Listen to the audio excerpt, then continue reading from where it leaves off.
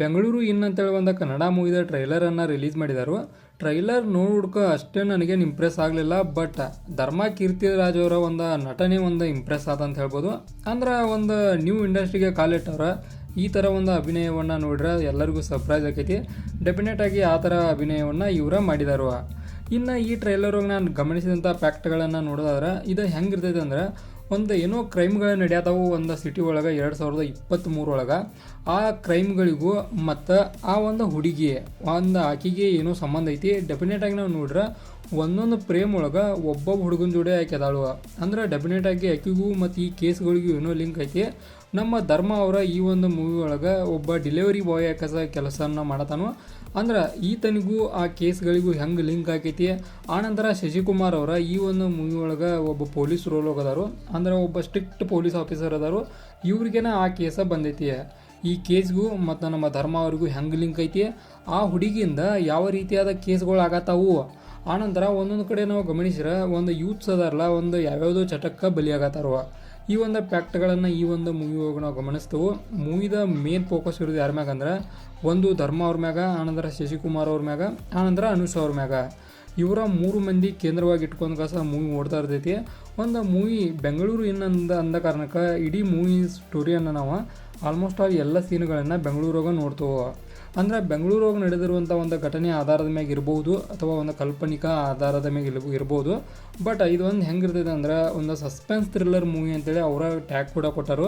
ಇದರ ಅರ್ಥ ಒಂದು ಸಸ್ಪೆನ್ಸ್ಗಳು ಇರ್ತಾವೆ, ಒಂದು ಕ್ರೈಮ್ಗಳು ನಡೆಯತ್ತಾವೆ.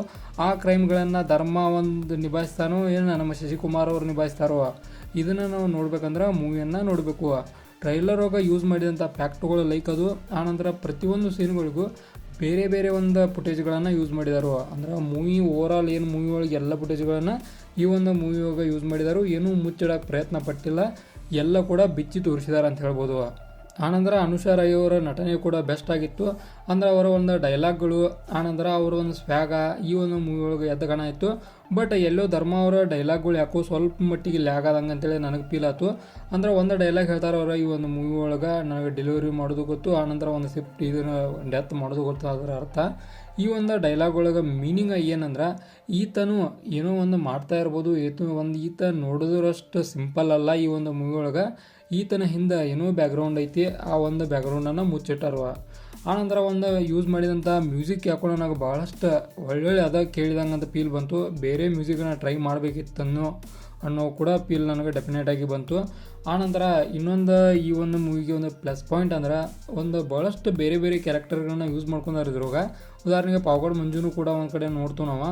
ಅಂದರೆ ಶಶಿಕುಮಾರ್ ಅವರಂಥ ಒಬ್ಬರು ಆ್ಯಕ್ಟರ, ಆನಂತರ ಪಾವಗಡ ಮಂಜು ಅಂತ ಒಂದೇನು ಕಾಮಿಡಿ ಇದಕ್ಕದಾರಲ್ಲ ಸ್ಪೆಷಲಿಸ್ಟ, ಆ ಒಂದು ಸ್ಪೆಷಲಿಸ್ಟ. ಆನಂತರ ಎಲ್ಲ ಕೂಡ ಇದ್ರೊಳಗೆ ಅದಾರು.